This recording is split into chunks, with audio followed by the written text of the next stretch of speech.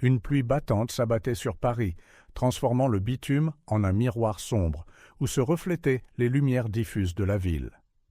Thierry Dubois ajusta sa cravate, ses yeux fatigués contemplant le paysage urbain depuis la fenêtre de son bureau au dernier étage. L'horloge murale indiquait 23h30, lui rappelant une fois de plus qu'il était le dernier occupant de l'immeuble. Avec un soupir, Thierry saisit sa mallette en cuir et son parapluie, jetant un dernier regard à la photo sur son bureau. Lui et Isabelle, souriant sur une plage lointaine, à une époque qui semblait de plus en plus lointaine. D'un pas déterminé, il se dirigea vers l'ascenseur, le son de ses chaussures italiennes résonnant dans le hall désert. Le gardien de nuit lui adressa un signe de tête respectueux, lui tenant la porte ouverte sur la tempête. Dehors, Thierry hésita un instant, regardant les lourdes gouttes de pluie rebondir sur l'asphalte. Ouvrant son parapluie, il plongea dans la nuit parisienne. Son Audi noir attendait, solitaire, sur le parking. Thierry accéléra le pas, impatient d'échapper au froid et à l'humidité. C'est alors qu'un mouvement soudain attira son attention. Sur un banc dans le petit square en face de l'immeuble, partiellement obscurci par les ombres et le rideau de pluie, quelque chose remuait. Thierry plissa les yeux, son cœur battant inexplicablement plus vite. Deux petites silhouettes, blotties l'une contre l'autre, tremblantes, devinrent visibles. Un instant, il envisagea d'ignorer la scène. Après tout, un homme d'affaires prospère n'était pas censé s'impliquer dans des situations potentiellement risquées. Mais quelque chose, peut-être le vide qu'il ressentait dernièrement ou un reste de compassion que le monde des affaires n'avait pas encore écrasé, le fit changer de direction. S'approchant prudemment, Thierry sentit l'air lui manquer. Deux petites filles, pas plus de 5 ou 6 ans, identiques comme deux gouttes d'eau, étaient accroupies sous une fine veste trempée. Des boucles dorées collaient à leur visage pâle, maculés de larmes et de saleté. « Bonjour !» appela doucement Thierry, étendant son parapluie au-dessus des fillettes. « Êtes-vous perdus ?»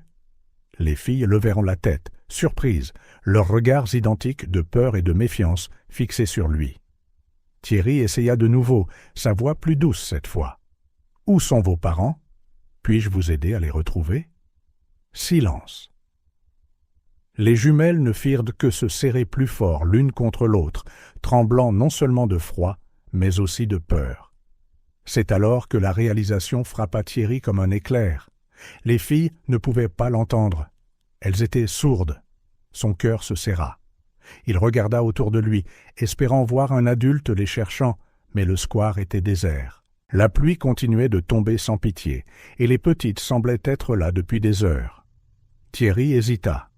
Ramener des enfants inconnus à la maison était de la pure folie, n'est-ce pas?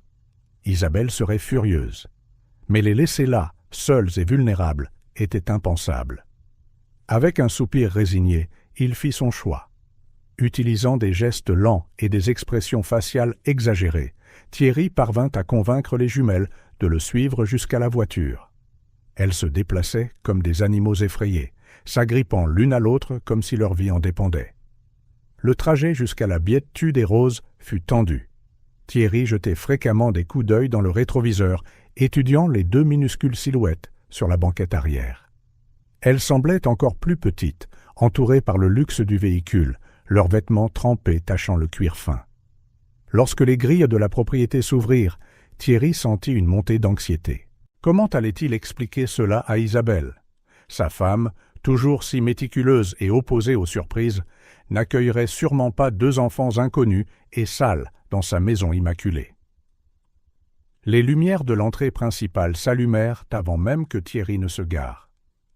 Isabelle apparut sur le seuil, son peignoir de soie flottant dans la brise nocturne, son visage habituellement composé tordu par le choc à la vue de Thierry aidant les jumelles à sortir de la voiture. « Thierry, que... Qui sont ces enfants ?» La voix d'Isabelle tremblait légèrement, ses yeux écarquillés, fixés sur les silhouettes trempées. « Je les ai trouvés abandonnés dans le square », expliqua rapidement Thierry en guidant les filles à l'intérieur. « Elles semblent être sourdes. Je ne pouvais pas les laisser dehors sous cet orage. » Isabelle recula, comme si elle craignait que les enfants ne la contaminent avec une maladie. « Mais qu'allons-nous faire d'elles? On ne peut pas simplement... » Sa protestation fut interrompue par l'éternuement d'une des jumelles, un petit son effrayé qui résonna dans le hall d'entrée. L'instinct l'emporta sur l'hésitation, et Isabelle se retrouva à appeler la gouvernante. « Madame Gisèle, vite, apportez des serviettes et des vêtements secs, et préparez un bain chaud. » Les heures suivantes passèrent dans un tourbillon d'activité. Les jumelles, toujours silencieuses et effrayées, furent baignées, vêtues de pyjamas doux et nourries de soupe chaude. Thierry et Isabelle observaient, à la fois fascinés et anxieux, les petites manger goulûment, comme si elles n'avaient pas vu de nourriture depuis des jours. Lorsqu'elles furent enfin conduites dans l'une des chambres d'amis, les filles s'accrochèrent l'une à l'autre sur le grand lit, leurs immenses yeux méfiants, observant chaque mouvement des adultes. Thierry sentit une boule dans sa gorge à la vue de la peur et de la vulnérabilité sur ces petits visages. De retour dans la chambre principale, Isabelle s'effondra au bord du lit, épuisée. « Qu'est-ce qu'on fait maintenant, Thierry ? On ne peut pas les garder. » Thierry s'assit à côté de sa femme, passant un bras autour de ses épaules. « Demain matin, à la première heure, j'appellerai la police et les services sociaux. Mais ce soir, elles ont besoin d'un endroit sûr pour dormir. » Isabelle hocha lentement la tête, son regard lointain. Elles avaient l'air si effrayées, si perdues. Thierry déposa un baiser doux sur la tempe de sa femme. « Je sais que ce n'était pas comme ça que nous avions prévu notre soirée, mais parfois, le cœur nous emmène sur des chemins inattendus, » termina Isabelle, un petit sourire se dessinant sur ses lèvres. Cette nuit-là, tandis que la tempête faisait rage à l'extérieur, un autre type de silence planait sur la Biétu des Roses. Dans la chambre d'amis, deux petites silhouettes dormaient, blotties l'une contre l'autre, trouvant pour la première fois depuis longtemps un moment de paix. Et dans la chambre principale, Thierry et Isabelle restaient éveillés, l'esprit rempli de questions sans réponse et le cœur inexplicablement plus léger. Le destin avait placé Rose et Iris sur leur chemin, et quelque chose disait à Thierry que plus rien dans leur vie ne serait jamais pareil. Ce que demain apporterait, il l'ignorait, mais une chose était certaine. Ces filles avaient trouvé une place dans son cœur, une place qui allait bien au-delà du silence qui les entourait. Le bureau de Thierry n'avait jamais semblé aussi austère que ce matin-là.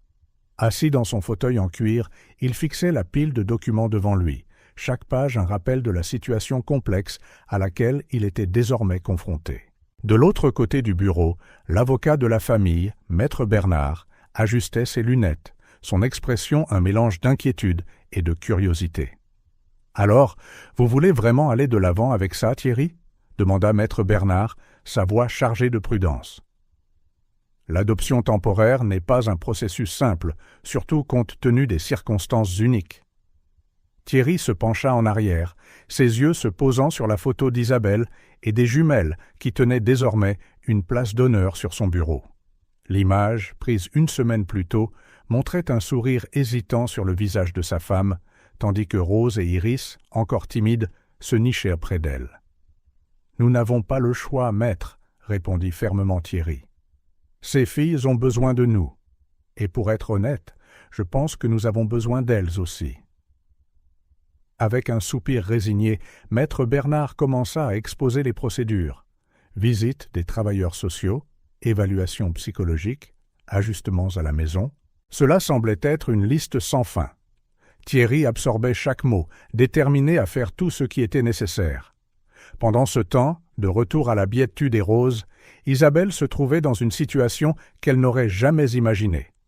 Assise sur le tapis moelleux du salon, elle observait attentivement l'instructrice en langue des signes, qu'ils avaient engagée lui montrer des signes de base. Élodie, une jeune femme au sourire doux et aux mains expressives, lui montrait patiemment les fondamentaux. « Bonjour !» signa maladroitement Isabelle, ses mains encore peu familières avec les mouvements. De l'autre côté de la pièce, Rose et Iris observaient avec un mélange de surprise et de curiosité. Voir l'imposante Madame Dubois assise par terre en train de faire des gestes était entièrement nouveau pour elle. Élodie sourit, encourageante. « Très bien, Madame Dubois. Maintenant, essayons. Comment allez-vous » Isabelle répéta le signe, cette fois avec un peu plus de confiance. À sa grande surprise, Iris, la plus hardie des jumelles, répondit par un petit sourire et le signe pour bien. Le cœur d'Isabelle s'emballa. C'était la première fois que l'une des filles lui répondait directement. Elle sentit une vague soudaine d'émotion, quelque chose qu'elle n'avait pas ressenti depuis longtemps. Les semaines suivantes apportèrent des changements subtils, mais profonds, à la Biet-tu des roses. Le silence, autrefois oppressant, semblait maintenant vivant, rempli de gestes, d'expressions et d'une compréhension mutuelle croissante. Thierry, toujours le cadre occupé, commença à réserver ses soirées et ses week-ends exclusivement à la famille. Ses mains, autrefois habiles uniquement à manipuler des documents et des poignées de main d'entreprise, bougeaient maintenant maladroitement mais affectueusement alors qu'il essayait de communiquer avec les jumelles. Un soir, pendant le dîner, Rose renversa accidentellement son verre d'eau. Le bruit du verre brisé résonna dans la salle à manger, et pendant un instant, tout le monde se figea, attendant la réaction des jumelles. À la surprise générale, Isabelle réagit la première. Doucement, elle s'agenouilla à côté de Rose, signant « Ce n'est rien, les accidents arrivent ». La petite fille, les larmes aux yeux, signa en retour « Désolé ». Sans hésitation, Isabelle la serra dans ses bras, murmurant des mots réconfortants, que, même si Rose ne pouvait pas les entendre, elle pouvait les sentir. Thierry observait, un mélange de fierté et d'admiration gonflant sa poitrine. C'était une facette d'Isabelle qu'il n'avait pas vue depuis des années. Attentionnée, patiente, maternelle. La routine familiale s'ajusta progressivement. Les matins, autrefois remplis uniquement par le bruit des pages de journaux tournés et des tasses de café vidées, étaient maintenant égayés par des gestes enthousiastes et des sourires timides. Isabelle, à la surprise de tous, y compris la sienne, commença à se réveiller plus tôt pour aider les jumelles à s'habiller et à préparer le petit déjeuner. Un après-midi, Thierry arriva plus tôt à la maison et trouva une scène qui le laissa figé sur le seuil du salon. Isabelle était assise sur le canapé, un livre pour enfants sur ses genoux, ses mains se déplaçant avec grâce alors qu'elle racontait l'histoire en langue des signes. Rose et Iris étaient complètement captivés, leurs yeux brillants de fascination. Quand Isabelle remarqua sa présence, elle sourit, un sourire sincère qui illumina tout son visage. « Viens nous rejoindre, chérie », signa-t-elle, surprenant Thierry par sa nouvelle fluidité.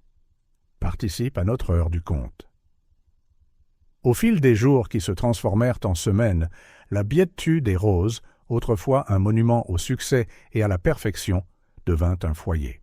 Des dessins colorés commencèrent à décorer le réfrigérateur en acier inoxydable.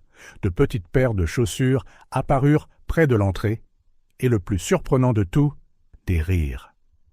Oui, les rires d'enfants qui ne pouvaient pas entendre, mais pouvaient certainement ressentir la joie, résonnaient dans les couloirs. Isabelle, en particulier, semblait s'épanouir.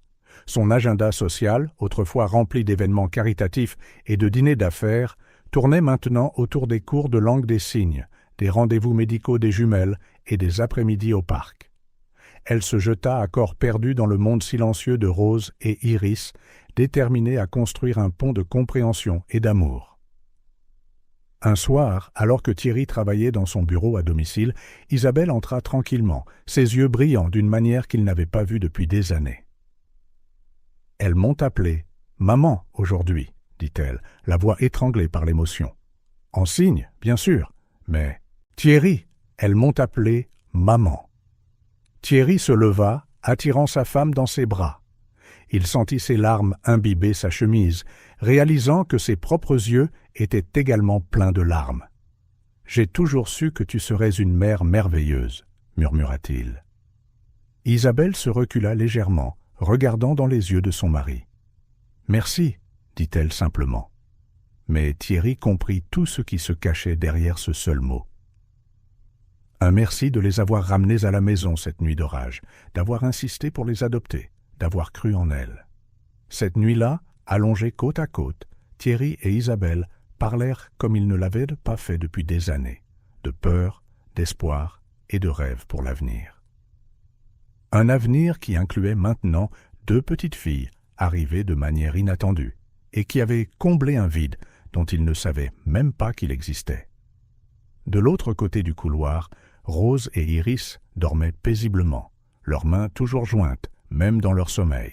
En quelques mois à peine, elles étaient passées de l'abandon au refuge, de la peur à la sécurité, du silence à la compréhension. La biétue des roses, autrefois symbole de réussite matérielle, palpitait maintenant de quelque chose de bien plus précieux, l'amour. Un amour qui transcendait les mots, qui communiquait par les gestes, les regards et le toucher. Un amour qui prouvait que parfois, le cœur peut vraiment aller au-delà du silence. L'automne arriva à Paris, peignant les arbres du jardin des Dubois de rouge et d'or. Thierry regardait les feuilles tomber par la fenêtre de son bureau à domicile, une tasse de café refroidissant dans ses mains. Son regard, cependant, n'était pas vraiment sur le paysage automnal. Quelque chose était différent, quelque chose qu'il ne pouvait pas tout à fait nommer, mais qu'il sentait dans l'air, dans l'atmosphère de la maison. Les rires des jumelles, qui étaient devenus une constante réconfortante ces derniers mois, semblaient plus étouffés, presque hésitants. Un léger tapotement sur son épaule le tira de ses pensées. C'était Madame Gisèle, la gouvernante, son visage habituellement calme, marqué par l'inquiétude. « Monsieur Dubois ?» commença-t-elle d'une voix douce, comme si elle craignait d'être entendue. « Puis-je vous parler un instant ?» Thierry hocha la tête, indiquant la chaise en face de lui. Madame Gisèle s'assit, ses mains s'agitant sur ses genoux. « C'est à propos des filles, monsieur. Et, eh bien, à propos de Madame Isabelle aussi. » Thierry se pencha en avant, lui accordant toute son attention. « Qu'y a-t-il, Madame Gisèle ?» La gouvernante hésita, choisissant ses mots avec soin. Les jumelles, elles sont différentes ces derniers temps, plus silencieuses, plus effrayées, je dirais, surtout quand elles sont seules avec Madame Isabelle. Un frisson parcourut l'échine de Thierry. Effrayée ? Comment ça ? Madame Gisèle expliqua comment elle avait remarqué Rose et Iris se recroqueviller quand Isabelle entrait dans une pièce, comment elles semblaient réticentes à être seules avec elle. « Et il y a plus, » continua Madame Gisèle, sa voix presque un murmure. « Madame Isabelle a licencié beaucoup de personnel. Elle dit qu'elle veut plus d'intimité pour la famille. » Thierry fronça les sourcils. Il était vrai que le personnel de la maison semblait réduit ces jours-ci, mais il avait supposé que c'était une réorganisation qu'Isabelle avait vaguement mentionnée. « Hier, poursuivit Madame Gisèle, je passais devant la chambre des filles et j'ai entendu... Enfin, je n'ai pas exactement entendu, mais j'ai senti une agitation. Quand je suis entré, Madame Isabelle était là, souriant comme si de rien n'était. Mais les filles, elles tremblaient, monsieur. Elles tremblaient et pleuraient en silence. » Le cœur de Thierry battait la chamade. Il voulait rejeter les inquiétudes de Madame Gisèle comme de l'exagération, mais quelque chose dans son ton et le sérieux dans ses yeux l'en empêchèrent. « Merci de m'en avoir parlé, Madame Gisèle, » dit-il enfin. « Je vais garder un œil plus attentif. » Après le départ de la gouvernante, Thierry resta dans son bureau, ses pensées tourbillonnant d'émotions contradictoires. Isabelle avait tellement changé au cours des derniers mois, devenant la mère aimante qu'il avait toujours su qu'elle pouvait être. Comment quelque chose pouvait-il mal tourner maintenant ? Déterminé à observer plus attentivement, Thierry commença à prêter attention à des détails qu'il avait auparavant négligés. Il remarqua comment Rose et Iris, autrefois si ouvertes et souriantes, semblaient maintenant se rétracter chaque fois qu'Isabelle s'approchait. Il vit les regards anxieux qu'elles échangeaient quand Isabelle annonçait une activité avec elle.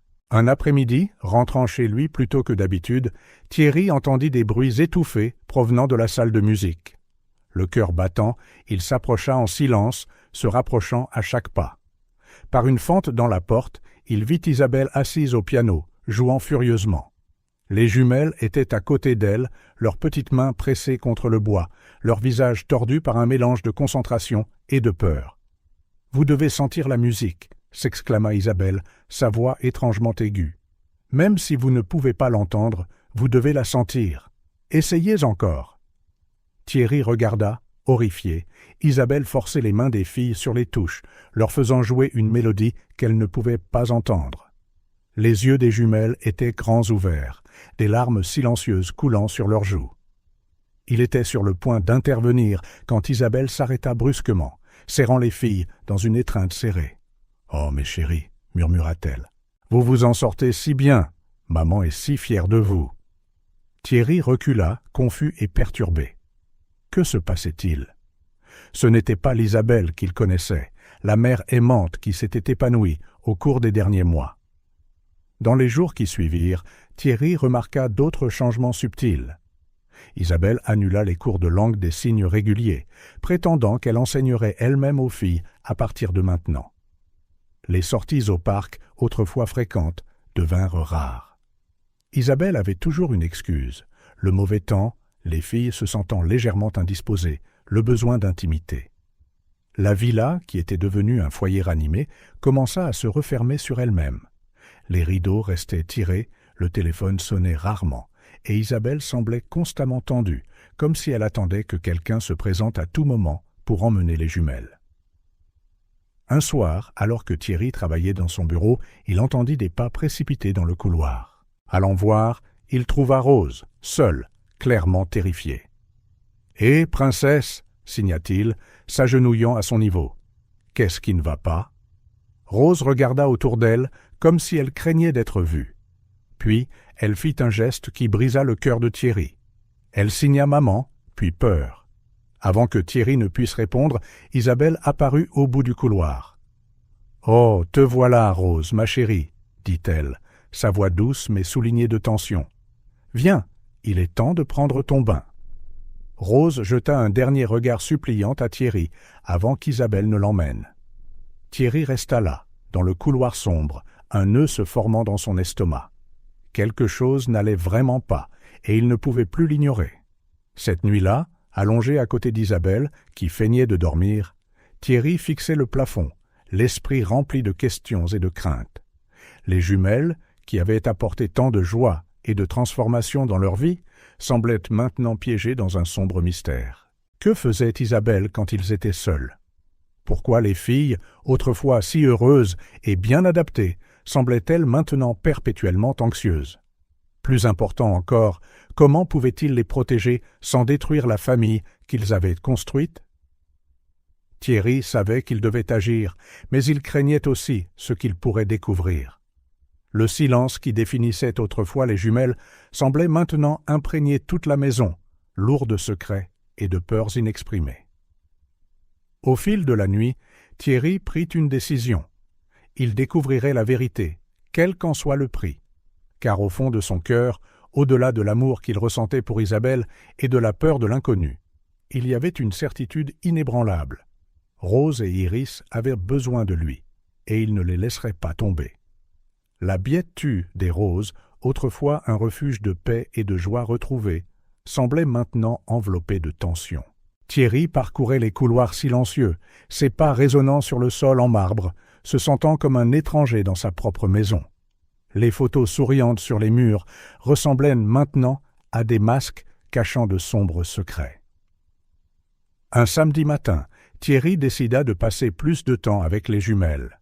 En entrant dans leur chambre, il remarqua immédiatement quelque chose de différent. Les étagères, autrefois pleines de livres pour enfants et de petits jouets, étaient étrangement nues. « Rose, Iris » signa-t-il, appelant les filles qui jouaient tranquillement sur le tapis. « Où sont vos livres préférés ?» Les jumelles échangèrent des regards inquiets avant qu'Iris ne réponde timidement. « Maman les a pris. Elle a dit que nous avions besoin de nouvelles choses. » Thierry fronça les sourcils. Isabelle n'avait rien mentionné sur le fait de retirer les affaires des filles. Curieux, il ouvrit le placard pour le trouver presque vide, ne contenant que quelques ensembles de vêtements basiques. Son cœur s'emballa. Que se passait-il? Pourquoi Isabelle retirerait-elle les affaires des jumelles sans en discuter avec lui?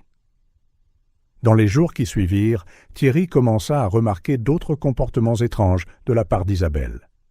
Elle passait des heures enfermée dans le bureau, chuchotant au téléphone. Chaque fois qu'il entrait dans une pièce où elle était seule avec les filles, Isabelle changeait immédiatement de posture, comme si elle était surprise en train de faire quelque chose de mal. Un après-midi, rentrant tôt du travail, Thierry trouva Isabelle agitée, réarrangeant frénétiquement la salle de musique. « Que fais-tu, chérie » demanda-t-il, essayant de paraître désinvolte. Isabelle sursauta, manquant de renverser une pile de partitions. « Oh, Thierry, je ne t'avais pas entendu entrer. Je pensais juste à reprendre mes leçons de piano. »« Tu sais, pour les filles !» Thierry étudia le visage de sa femme. Il y avait quelque chose dans ses yeux, un mélange de détermination et de peur. « Isabelle, je pensais que nous étions d'accord que forcer les filles à jouer du piano n'était pas une bonne idée. »« Je ne force personne, » répondit rapidement Isabelle, sa voix une octave plus haut que la normale. « Elles ont besoin de stimulation, Thierry. On ne peut pas les laisser prendre du retard parce qu'elles sont différentes. » Le mot resta en suspens dans l'air, lourd d'un sens que Thierry ne pouvait pas déchiffrer. Il voulait argumenter, dire que les jumelles faisaient des progrès merveilleux, mais quelque chose dans l'expression d'Isabelle l'arrêta. Cette nuit-là, incapable de dormir, Thierry décida de faire quelque chose qu'il n'aurait jamais imaginé. Utilisant ses relations, il fit discrètement installer des caméras de sécurité dans les zones clés de la villa. L'idée d'espionner sa propre famille le répugnait, mais sa peur pour la sécurité des jumelles l'emporta sur toute considération éthique. Les caméras furent installées le lendemain, pendant qu'Isabelle emmenait les filles chez le médecin, un autre rendez-vous auquel elle insistait pour assister seule. Thierry regardait le technicien travailler, se sentant comme un intrus dans sa propre maison. Avec les caméras opérationnelles, Thierry se retrouva consumé par le besoin de surveiller. Des heures d'images s'accumulèrent, montrant principalement des scènes quotidiennes banales. Mais il y avait des moments, de brefs instants, qui lui glaçaient le sang. Isabelle, habituellement si posée, avait des accès de rage quand elle était seule, jetant des objets et marmonnant pour elle-même. Les jumelles, autrefois si vives, parcouraient maintenant la maison comme de minuscules fantômes, jetant toujours des regards par-dessus leurs épaules. Une nuit, en examinant les images de la journée, Thierry vit quelque chose qui le laissa glacé. Isabelle était dans la chambre des filles, fouillant dans les tiroirs et les placards. Elle attrapa quelque chose, un petit journal que Thierry reconnut comme celui qu'il avait donné à Rose, et le glissa à l'intérieur de son peignoir avant de sortir en hâte. Le mystère s'épaississait, et la peur de Thierry aussi. Que cherchait Isabelle? Pourquoi ressentait-elle le besoin de cacher des choses aux filles et à lui? La tension dans la villa était palpable. Les repas, autrefois des moments de joie partagés, étaient maintenant silencieux et inconfortables. Isabelle parlait trop, sa voix artificiellement joyeuse, tandis que les jumelles touchaient à peine à leur nourriture. Plusieurs fois, Thierry essaya d'aborder le sujet avec Isabelle, mais elle changeait toujours de conversation, parfois avec colère, parfois en larmes. « Tu ne me fais pas confiance ?» demandait-elle, ses yeux brillant d'une manière que Thierry ne reconnaissait pas. « Après tout ce que nous avons fait, après comment j'ai changé pour ces filles. » Un matin, Thierry trouva Rose cachée dans son bureau, tremblante. Quand il s'approcha, elle signa frénétiquement. « Papa, s'il te plaît, ne laisse pas maman nous emmener. » Le cœur de Thierry s'arrêta. Les emmener? Qu'est-ce que Rose voulait dire? Avant qu'il ne puisse en demander plus, il entendit les pas d'Isabelle dans le couloir. Rose, paniquée, se cacha derrière le rideau. Thierry eut à peine le temps de se ressaisir avant qu'Isabelle n'entre, son visage un masque d'inquiétude. « Thierry, as-tu vu Rose? Elle a disparu et nous avons un rendez-vous important. » Thierry hésita, sentant le regard désespéré de Rose sur lui depuis derrière le rideau. « Non, ma chérie, je ne l'ai pas vue. Peut-être qu'elle est dans le jardin. » Isabelle hocha la tête, distraite, et partit. Dès que la porte se ferma, Rose courut dans les bras de Thierry, sanglotant en silence. À ce moment, tenant la petite Rose tremblante dans ses bras, Thierry sut qu'il ne pouvait plus prétendre que tout allait bien. Quelque chose de sombre se passait sous son toit, menaçant de détruire la famille qu'il aimait. Le cœur lourd mais résolu, Thierry réalisa qu'il devait affronter la vérité, aussi douloureuse soit-elle. Car dans le silence suffocant qui dominait maintenant la béatitude des Roses, les cris silencieux de Rose et Iris étaient plus forts que n'importe quel mot prononcé ne pourrait jamais l'être. Une aube grise se leva sur Paris, reflétant l'état d'esprit de Thierry Dubois. Après des nuits blanches et des jours d'une angoisse croissante, il décida qu'il ne pouvait plus reporter l'inévitable. Il devait découvrir la vérité, aussi pénible soit-elle. Sous le prétexte d'une affaire urgente au bureau, Thierry quitta le travail en milieu d'après-midi, son cœur s'alourdissant à chaque kilomètre, le rapprochant de la maison. Les grilles de la villa n'avaient jamais semblé si imposantes, si menaçantes. Se garant silencieusement à l'entrée de service, Thierry entra par la porte arrière, déterminé à n'alerter personne de son retour anticipé. Le silence qui l'accueillit était oppressant, presque tangible. Se déplaçant prudemment à travers les couloirs familiers, mais soudainement étrangers, Thierry entendit des bruits étouffés venant de l'étage. Son cœur battait la chamade alors qu'il reconnaissait la voix d'Isabelle, bien qu'il ne puisse pas distinguer les mots. Montant les escaliers à pas mesurés, le son devint plus clair. Il venait de la chambre des jumelles. Thierry s'approcha, sa main planant un instant sur la poignée de la porte avant de la tourner lentement. La scène qui se déroula devant lui glaça le sang. Isabelle se tenait au milieu de la pièce, le visage tordu par une détermination presque maniaque. Rose et Iris étaient là par terre, des larmes silencieuses coulant sur leurs visages pâles. Des pages déchirées de ce que Thierry reconnut comme les journaux des filles gisaient éparpillées autour d'elle.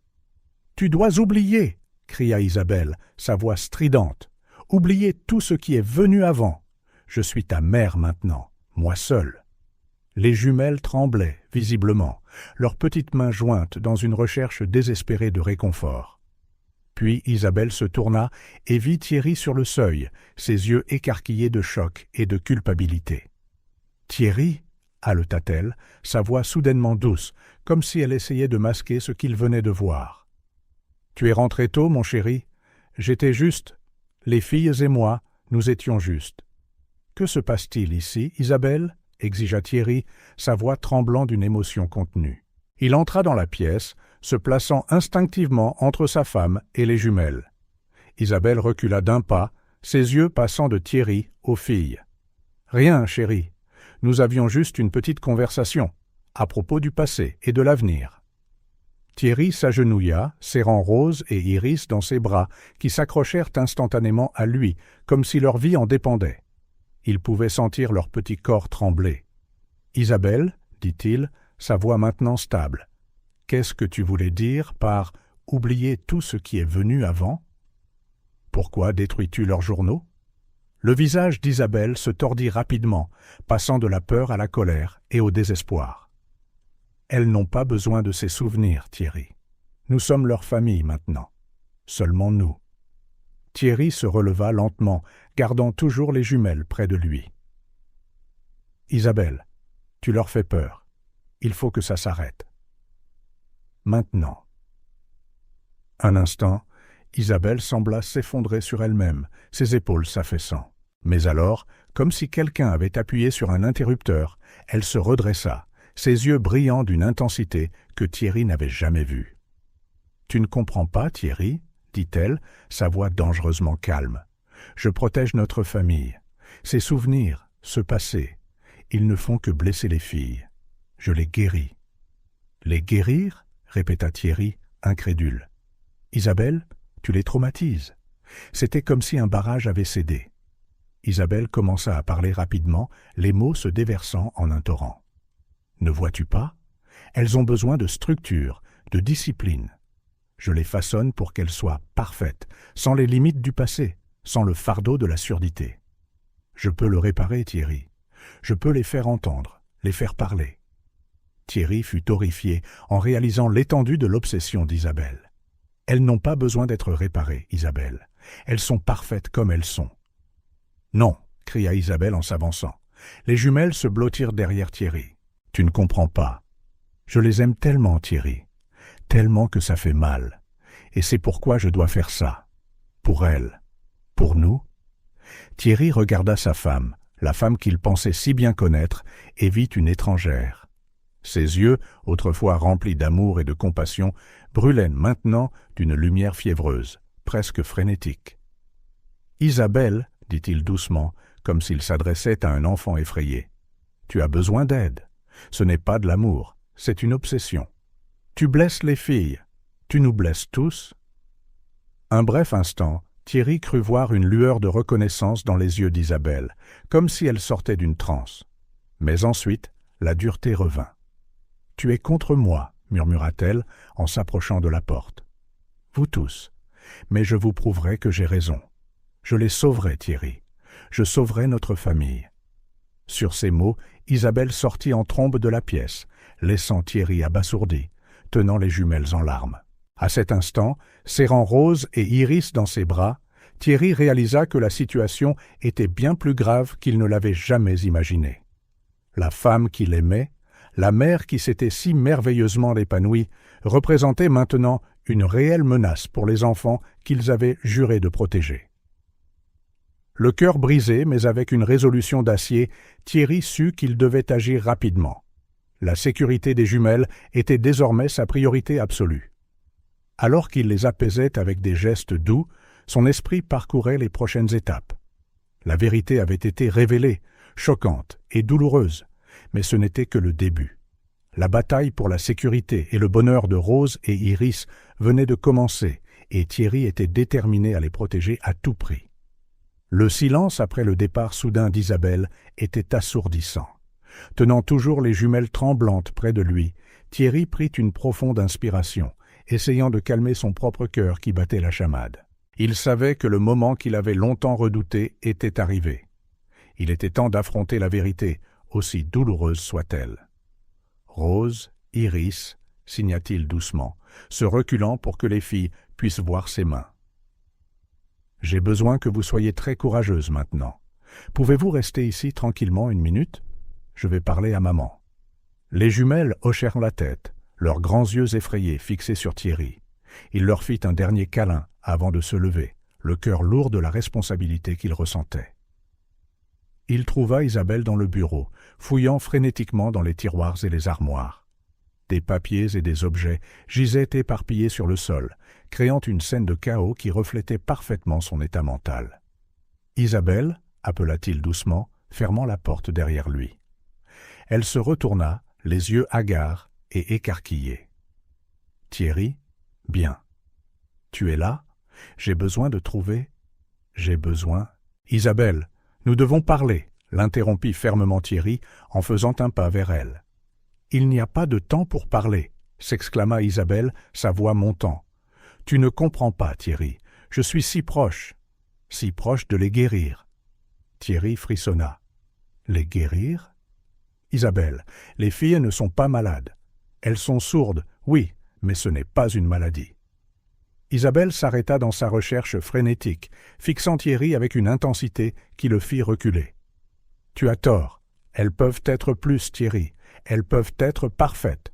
Je peux les rendre parfaites. »« Que veux-tu dire par « les rendre parfaites » demanda Thierry, redoutant la réponse.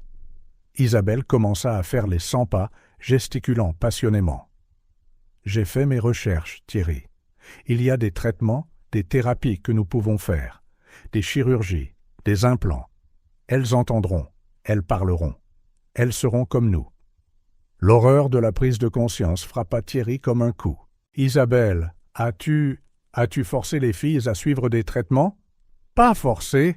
cria Isabelle, la voix brisée. « Aidez, je les aide !» Thierry fit un autre pas en avant, les mains tendues dans un geste apaisant. « Isabelle, ma chérie, tu dois arrêter ça. Ce n'est pas sain. Tu fais peur aux filles. Tu nous fais du mal. » Un instant, Isabelle sembla vaciller. Ses yeux se remplirent de larmes et elle tomba à genoux, sanglotant. « Je veux juste le meilleur pour elle, Thierry. Je veux qu'elles soient heureuses, qu'elles aient une vie normale. » Thierry s'agenouilla à côté d'elle, posant une main hésitante sur son épaule. « Je sais, Isabelle, je sais que tu les aimes, mais ce que tu fais, ce n'est pas de l'amour, c'est de l'obsession. » Les mots semblèrent secouer Isabelle comme un choc électrique. Elle se recula, ses yeux de nouveau durs et déterminés. « Non, tu as tort. Tout le monde a tort. Je suis la seule qui se soucie vraiment de leur avenir. » Elle se leva rapidement, se précipitant vers le bureau et ouvrant un tiroir d'un coup sec.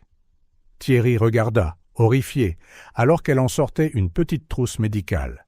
« Qu'est-ce que c'est que ça, Isabelle ?» demanda-t-il, la voix tremblante. « La solution, répondit-elle, un sourire sinistre se formant sur ses lèvres. J'allais attendre, faire ça quand tu serais en voyage. Mais maintenant tu vas voir. Tu vas comprendre. » Thierry se positionna devant la porte. « Isabelle, quoi que tu penses faire, s'il te plaît, arrête. Pense aux filles. Elles ont peur, elles ont besoin de nous. Elles ont besoin d'être guéries, » cria Isabelle en s'approchant de la porte. « Écarte-toi de mon chemin, Thierry. Ne m'oblige pas. » Elle ne termina pas sa phrase, mais la menace implicite flottait dans l'air. Le cœur de Thierry se serra en voyant la femme qu'il aimait transformée en quelqu'un qu'il reconnaissait à peine. « Isabelle, s'il te plaît, » plaida-t-il, la voix brisée. « Pense à ce que tu fais. Ce n'est pas toi. L'Isabelle que je connais, celle qui est devenue une mère si merveilleuse pour Rose et Iris, ne ferait jamais ça. » Un instant, Thierry crut voir une lueur de reconnaissance dans les yeux d'Isabelle, mais elle fut rapidement remplacée par une détermination de fer. « Tu ne me laisses pas le choix, Thierry, » dit-elle, sa voix dangereusement calme. Avant qu'il ne puisse réagir, Isabelle attrapa un lourd vase sur la table et le lui lança. Thierry esquiva et il se brisa contre le mur derrière lui. Profitant de la distraction, Isabelle se précipita vers la porte, bousculant Thierry. Il essaya de l'attraper, mais elle se débattit violemment. « Isabelle, arrête !» cria Thierry, luttant pour la retenir sans la blesser. « Laisse-moi partir !» hurla-t-elle, ses ongles griffant le visage de Thierry. « Elles ont besoin de moi, je dois les sauver. » Dans le couloir, attirés par le vacarme, Rose et Iris apparurent, leurs visages pâles de peur. En les voyant, Isabelle sembla retrouver une force nouvelle. « Mes filles !» haleta-t-elle, tendant les bras vers elle. « Venez avec maman, nous allons vous rendre meilleures. » Les jumelles reculèrent, s'agrippant l'une à l'autre, la terreur évidente dans leurs yeux. À cet instant, en voyant la peur sur les visages de Rose et Iris, Thierry prit une décision douloureuse. D'un mouvement rapide, il repoussa Isabelle dans le bureau et verrouilla la porte, la laissant à l'intérieur. Les cris d'Isabelle et ses coups contre la porte résonnèrent dans la maison, se mêlant aux sanglots silencieux des jumelles et à la respiration saccadée de Thierry. Tenant les filles près de lui, Thierry savait que la situation avait dégénéré au-delà de son contrôle. La femme qu'il aimait était perdue dans une illusion dangereuse, et les enfants qu'ils avaient juré de protéger étaient terrifiés. Le cœur brisé, mais avec une résolution inébranlable, Thierry prit le téléphone. Il était temps de chercher de l'aide extérieure. La sécurité de Rose et Iris en dépendait. Pendant qu'il composait le numéro, les cris d'Isabelle continuaient, une symphonie chaotique de rage et de désespoir qui marquerait à jamais les souvenirs de leur famille. Le bruit du bois qui se fendait résonna dans la biétude des Roses, suivi d'un cri qui glaça le sang de Thierry. Dans un moment de distraction, alors qu'il était au téléphone avec les autorités, Isabelle avait défoncé la porte du bureau. Thierry sprinta dans le couloir, le cœur dans la gorge, pour voir Isabelle disparaître dans la chambre des jumelles, entraînant Rose et Iris avec elle. Le clic de la serrure sonna comme une sentence. « Isabelle !» cria Thierry en frappant à la porte. « Isabelle, s'il te plaît, ouvre, parlons-en. » De l'autre côté, il pouvait entendre les sanglots étouffés des filles et la voix frénétique d'Isabelle. « Reste à l'écart, Thierry. Tu ne comprends pas. Je dois le faire. Je dois les sauver. » Thierry appuya son front contre le bois froid, luttant contre la panique qui menaçait de le consumer. « Isabelle, s'il te plaît, pense à ce que tu fais. Tu leur fais peur. Elles ont besoin que nous soyons calmes. » Un instant, le silence, puis la voix tremblante et incertaine d'Isabelle. « Je veux juste le meilleur pour elle, Thierry. Pourquoi ne peux-tu pas le voir ?» Thierry prit une profonde inspiration, essayant de garder sa voix stable. « Je sais que tu les aimes, Isabelle. Je sais que tu veux le meilleur. Mais ce n'est pas la bonne façon. S'il te plaît, ouvre la porte. Parlons-en, tous ensemble. » Alors qu'il tentait de négocier, Thierry entendit le son lointain des sirènes approcher. Il avait demandé la discrétion lorsqu'il avait appelé à l'aide, craignant qu'une présence policière visible n'agite davantage Isabelle. Mais le temps pressait. « Isabelle, tenta-t-il de nouveau, les filles ont besoin de toi. Elles ont besoin de la mère aimante que tu as été. Te souviens-tu comme elles souriaient quand tu leur as lu cette histoire en langue des signes pour la première fois? C'est de cette Isabelle dont elles ont besoin maintenant. » Un sanglot étouffé vint de l'intérieur de la pièce. Je voulais seulement qu'elles soient normales, Thierry. Je voulais leur donner tout ce qu'elles n'avaient jamais eu. » Le cœur de Thierry se tordit. Sous l'obsession d'Isabelle se cachait un amour profond et un désir sincère d'aider. Mais à un moment donné, cet amour s'était déformé en quelque chose de dangereux. « Elles sont normales, Isabelle, » dit-il doucement. « Elles sont parfaites comme elles sont, et tu leur as déjà donné les choses les plus importantes.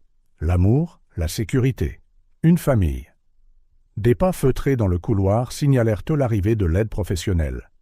Thierry vit le docteur Valérie Dubois, la psychiatre qu'il avait contactée en urgence, s'approcher discrètement, accompagné de 2 ambulanciers. Il leur fit signe d'attendre, ne voulant pas perturber son fragile dialogue avec Isabelle. « Isabelle » appela de nouveau Thierry. « Te souviens-tu du jour où nous avons ramené les filles à la maison ?» Comme nous étions effrayés, ne sachant que faire. Mais nous avons appris ensemble, nous avons grandi ensemble. Nous pouvons surmonter ça aussi. En famille. Il y eut un silence tendu, rompu seulement par les sanglots occasionnels des jumelles. Puis, la voix d'Isabelle, presque un murmure. « J'ai peur, Thierry. Et si je ne suis pas une bonne mère pour elle? Et si je ne suis pas assez ?» Thierry sentit une vague de soulagement en entendant la vulnérabilité d'Isabelle. C'était un aperçu de la femme qu'il connaissait, émergeant du tourbillon de l'obsession. « Tu es plus qu'assez, mon amour, » dit-il, la voix épaisse d'émotion. « Rose et Iris t'aiment exactement comme tu es, tout comme moi. Nous sommes une famille, imparfaite, parfois confuse, mais unie par l'amour. » Il y eut un bruit de mouvement à l'intérieur, puis, au grand soulagement de Thierry, la serrure cliqua. La porte s'ouvrit lentement, révélant Isabelle, les yeux rouges et gonflés, tenant les mains tremblantes de Rose et Iris. Thierry s'avança, ouvrant les bras. Isabelle hésita un instant, puis, avec un sanglot brisé, se jeta dans son étreinte, entraînant les filles avec elle. « Je suis désolée, » murmura-t-elle à travers les larmes. « Je suis tellement désolée. » Thierry la serra fort, sentant les petites mains des jumelles s'agripper à ses jambes. Un instant, ils restèrent ainsi, une famille unie au milieu du chaos. Doucement, le docteur Dubois s'approcha. « Madame Dubois, » dit-elle doucement, « je m'appelle Valérie. Je suis ici pour aider. Pourrions-nous parler un peu ?» Isabelle leva les yeux, écarquillée, en voyant le médecin et les ambulanciers. Un instant, Thierry craignit qu'elle ne panique à nouveau, mais ensuite, lentement, Isabelle hocha la tête. « Je pense que j'ai besoin d'aide, » admit-elle, sa voix à peine plus haute qu'un murmure. Le docteur Dubois sourit gentiment. « C'est très courageux de votre part de le dire. Nous allons prendre les choses une étape à la fois, d'accord ?»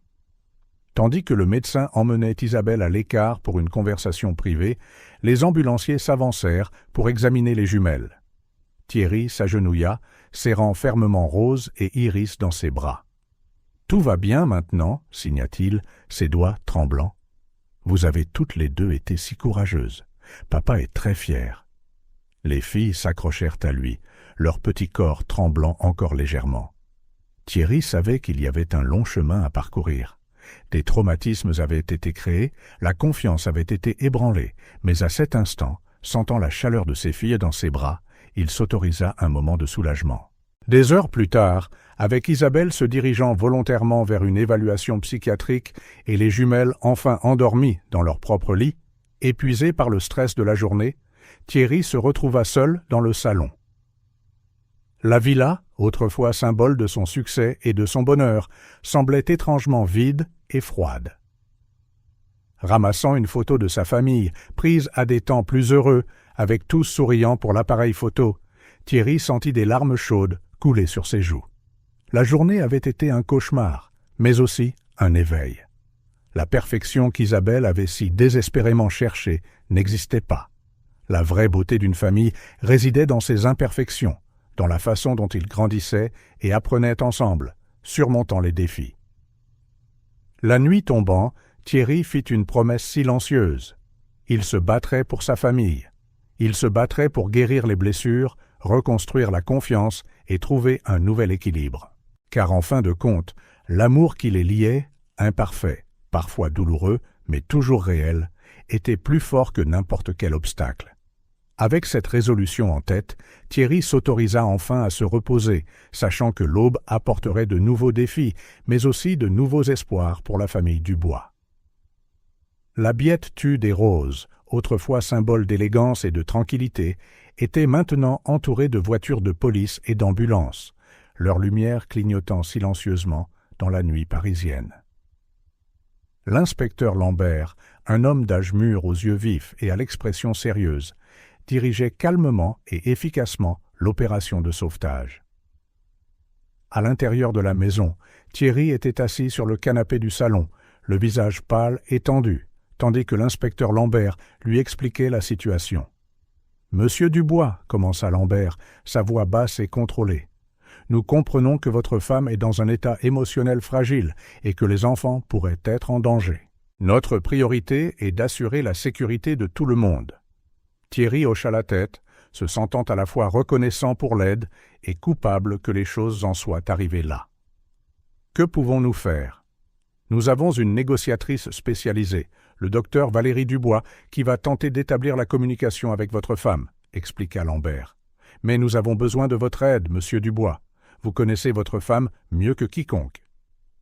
À ce moment, le docteur Dubois, une femme empathique d'une quarantaine d'années, s'approcha. « Monsieur Dubois, pouvez-vous me dire exactement ce qui s'est passé avant que votre femme ne s'enferme avec les filles ?» Thierry prit une profonde inspiration, racontant les événements chaotiques des dernières heures. Il expliqua l'obsession croissante d'Isabelle pour la guérison des jumelles, son comportement erratique et la confrontation qui avait conduit à l'impasse actuelle. Le docteur Dubois écoutait attentivement, prenant occasionnellement des notes. « Et les filles, elles ne peuvent vraiment pas entendre ?»« Oui, Rose et Iris sont sourdes, » confirma Thierry. « Nous communiquons par la langue des signes. » Une étincelle d'intérêt s'alluma dans les yeux du docteur Dubois. Cela pourrait être utile. « Monsieur Dubois, seriez-vous capable de communiquer avec les filles sans que votre femme ne s'en aperçoive ?» Thierry réfléchit un instant. « Oui, je pense que oui. Mais comment ? Nous vous positionnerons de sorte que les filles puissent vous voir par la fenêtre de la chambre, » expliqua le docteur Dubois. « Vous pouvez utiliser les signes pour les rassurer, peut-être même leur donner des instructions sur la façon dont nous pouvons les aider. » Le plan fut rapidement mis en action. Le cœur battant, Thierry fut escorté à l'extérieur, dans le jardin, soigneusement posté sous la fenêtre de la chambre où Isabelle et les jumelles étaient barricadées. Pendant ce temps, le docteur Dubois s'approcha de la porte de la chambre. « Madame Dubois, appela-t-elle doucement, je m'appelle Valérie. Je suis ici pour aider. Pouvons-nous parler ?» À l'intérieur de la pièce, Isabelle serrait les jumelles contre elle, les yeux écarquillés de peur et de confusion. « Partez !» cria-t-elle. « Vous ne comprenez pas. Je dois les protéger. » Tandis que le docteur Dubois tentait de calmer Isabelle, Thierry se concentra sur les jumelles. À travers la fenêtre partiellement couverte, il pouvait voir les visages effrayés de Rose et Iris. Lentement, prudemment, il commença à signer. « Tout va bien, signa-t-il. Papa est là, vous êtes toutes les deux très courageuses. » Les yeux des filles s'écarquillèrent en le voyant, le soulagement et la peur se mêlant dans leurs expressions. « Maman a peur, continua Thierry. Elle a besoin d'aide. Pouvez-vous aider ?» Rose et Iris échangèrent des regards, puis hochèrent la tête avec hésitation. À l'intérieur de la pièce, le docteur Dubois poursuivait son approche douce. « Isabelle, je sais que vous aimez vos filles. Je sais que vous voulez le meilleur pour elles. Mais ce qui se passe maintenant les effraie. Nous pouvons travailler ensemble pour les aider. » Isabelle hésita, sa détermination visiblement chancelante. « Je veux juste qu'elles soient heureuses, qu'elles aient une vie normale. Elles peuvent avoir une vie heureuse et épanouie, exactement comme elles sont, » assura le docteur Dubois. « Et avec l'amour que vous avez pour elles, je suis sûr qu'elles sont déjà sur la bonne voie. » Pendant ce temps, Thierry continuait de communiquer silencieusement avec les jumelles. « Quand je donnerai le signal, je veux que vous serriez maman très fort dans vos bras, d'accord ? Montrez-lui à quel point vous l'aimez. » Les filles hochèrent la tête, comprenant l'importance de leur mission. La tension flottait dans l'air. Le docteur Dubois, sentant une percée, s'approcha un peu plus. « Isabelle, que diriez-vous de déverrouiller la porte pour que nous puissions parler plus ouvertement ?» Je suis sûr que Thierry s'inquiète pour vous et veut voir que vous et les filles allez bien. » Il y eut un moment de silence angoissant. Puis, au soulagement de tous, ils entendirent le clic de la serrure qui se déverrouillait. La porte s'ouvrit lentement, révélant Isabelle, pâle et tremblante, les jumelles s'accrochant à elle. Thierry, qui s'était précipité à l'intérieur, donna le signal subtil qu'ils avaient convenu. À cet instant, les filles enveloppèrent Isabelle dans une étreinte serrée, leurs petites mains formant les signes pour amour et famille. Le geste inattendu prit Isabelle par surprise, et elle s'effondra à genoux, des larmes coulant sur ses joues. « Oh, mes bébés !» sanglota-t-elle. « Je suis tellement désolée. » Thierry s'approcha prudemment, rejoignant l'étreinte de groupe. « Tout va bien, Isabelle, » murmura-t-il. « Nous sommes là, tous ensemble. » Le docteur Dubois observa la scène avec un mélange de soulagement et de compassion. D'un signal discret, elle indiqua aux ambulanciers de se rapprocher. « Isabelle, » dit-elle gentiment, « vous avez été très courageuse aujourd'hui, mais je pense que vous pourriez bénéficier d'une aide supplémentaire. Que diriez-vous d'aller quelque part où vous pourrez vous reposer et parler à des professionnels qui peuvent vous aider à surmonter tout cela ?» Un instant, la peur brilla dans les yeux d'Isabelle, mais ensuite elle regarda les jumelles, puis Thierry, et finalement hocha la tête. Je pense que j'ai besoin d'aide, admit-elle doucement. Doucement et respectueusement, les ambulanciers s'approchèrent pour évaluer Isabelle et les enfants. Thierry resta aux côtés de sa femme tout le temps, lui tenant la main pendant qu'elle était préparée pour le transport. Avant qu'elle ne soit emmenée, Isabelle regarda Thierry, les yeux remplis de regret et de peur. « Tu prendras soin d'elle, promets-le. » Thierry hocha la tête, les larmes aux yeux. « Toujours. Et nous t'attendrons, Isabelle. Nous tous. » Alors que l'ambulance s'éloignait, emmenant Isabelle vers le traitement dont elle avait si désespérément besoin, Thierry serra Rose et Iris dans ses bras. Le pire était passé, mais il savait que le chemin de la guérison serait long et difficile. En regardant ses filles, Thierry sentit un mélange d'épuisement et de détermination. La nuit avait mis à l'épreuve leur amour, leur courage et leur résilience, mais elle avait aussi montré le pouvoir de la communication, de l'empathie et de l'amour inconditionnel. Avec un profond soupir, Thierry ramena les filles à l'intérieur de la villa. Le nouveau jour apporterait de nouveaux défis, mais pour la première fois depuis longtemps, ils ressentaient une lueur d'espoir. Ensemble, en famille, ils affronteraient tout ce qui les attendait. Les jours qui suivirent l'incident furent un tourbillon d'émotions et de responsabilités pour Thierry Dubois. La villa, autrefois un lieu de paix et de joie, semblait étrangement vide sans la présence d'Isabelle. Le silence qui avait été si réconfortant pesait maintenant comme un manteau oppressant sur la famille fragmentée. Thierry se retrouvait partagé entre les visites à l'hôpital psychiatrique où Isabelle était admise, les réunions avec les avocats pour gérer les éventuelles ramifications légales de l'incident, et le travail le plus important de tous, s'occuper de Rose et Iris, visiblement secoués par les événements récents.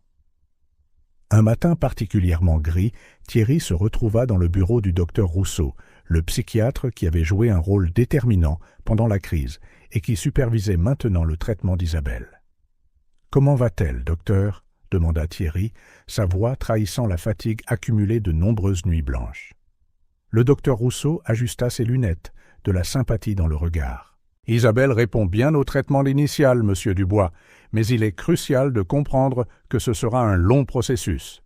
Elle ne fait pas seulement face à l'épisode récent, mais aussi à des traumatismes et des insécurités profondément enracinées. » Thierry hocha la tête, sentant une boule dans sa gorge.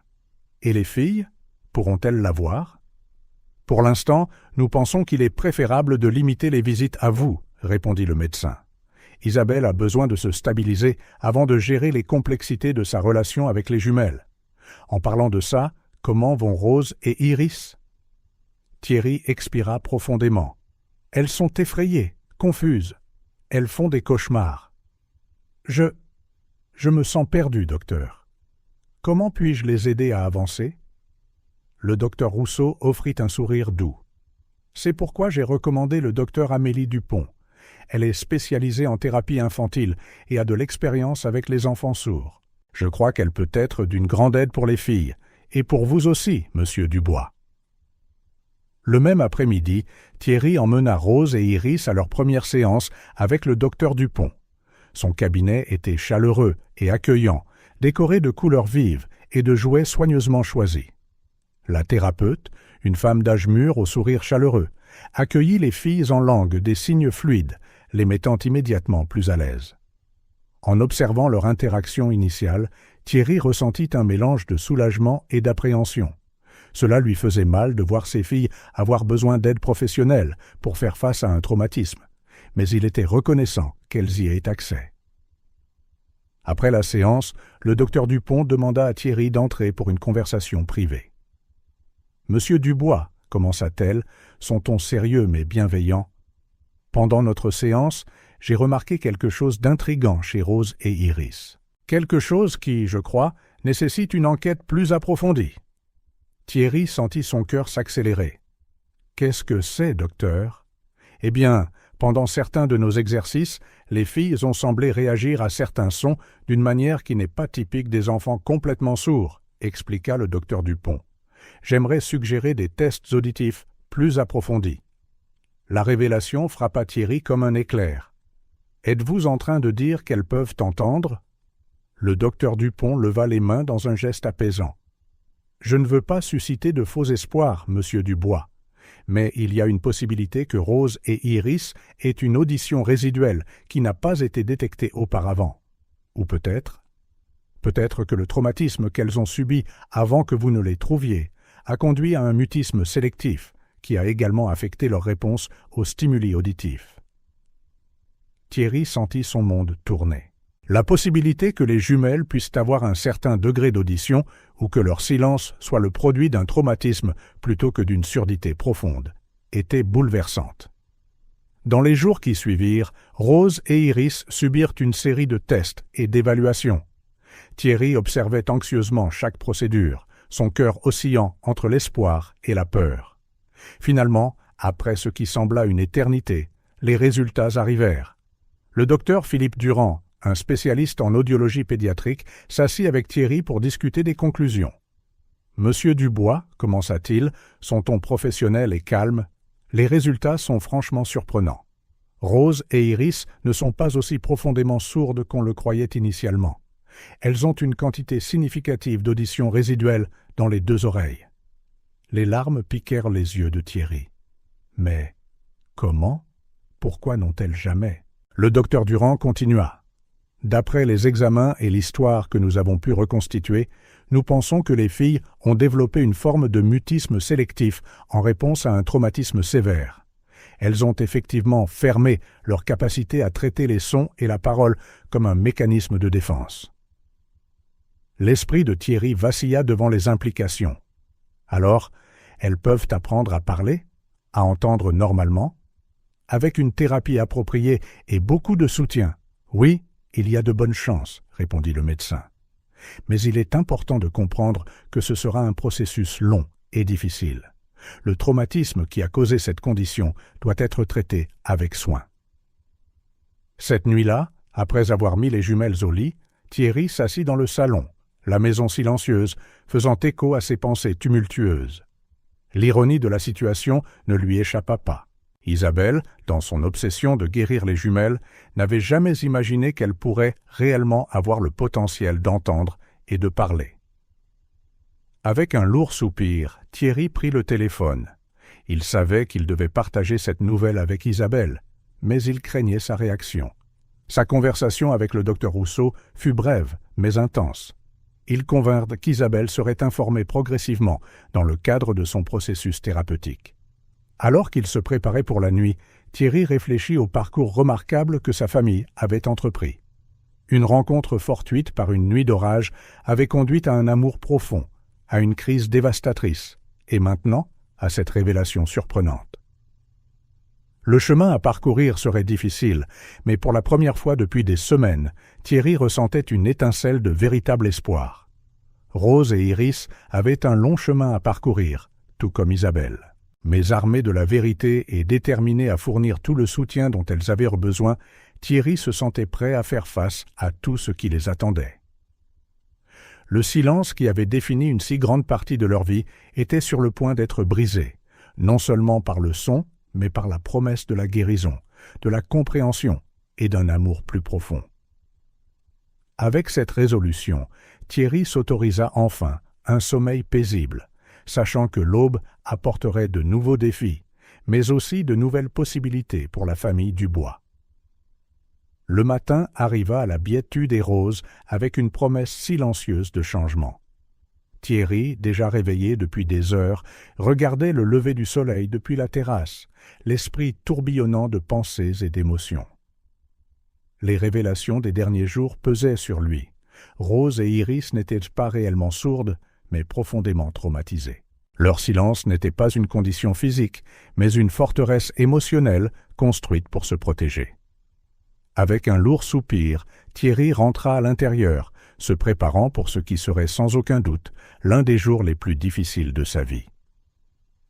Sous la direction du docteur Dupont, ils commencèrent le processus pour briser le silence qui avait défini les jumelles pendant si longtemps.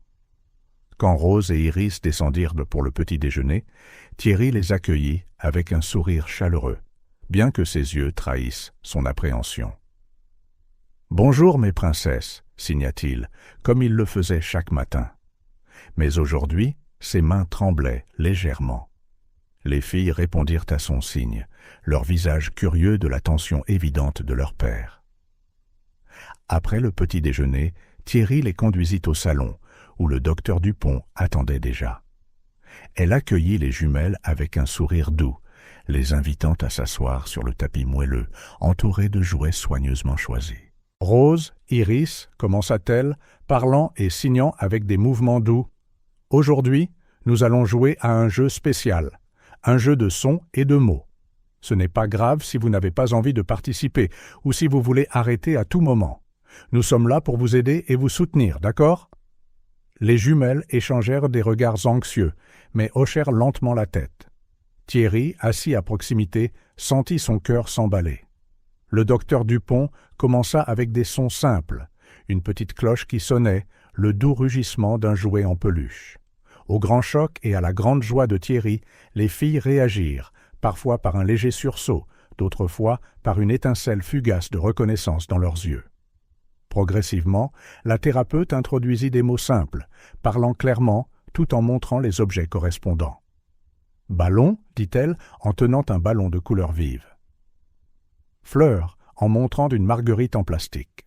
Le moment qui changea, tout arriva lorsque le docteur Dupont brandit une petite photographie de Thierry. « Papa » dit-elle doucement. Rose, la plus audacieuse des deux, fronça les sourcils en se concentrant. Ses lèvres bougèrent silencieusement, comme pour tester le mot. Puis, dans le plus faible des murmures, « Pas, pas ». Le temps sembla s'arrêter. Thierry sentit les larmes lui monter aux yeux, son souffle se couper. Iris, encouragée par sa sœur, répéta le son. « Papa ?» Le docteur Dupont maintint son sang-froid professionnel, mais ses yeux brillaient d'émotion. « Très bien, les filles », loua-t-elle en signe et en paroles.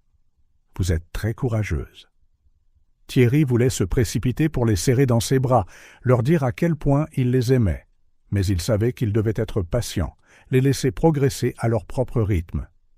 Dans les jours qui suivirent, Rose et Iris firent des pas hésitants mais fermes vers le monde des sons et de la parole. Chaque nouveau mot était une victoire, chaque son une révélation.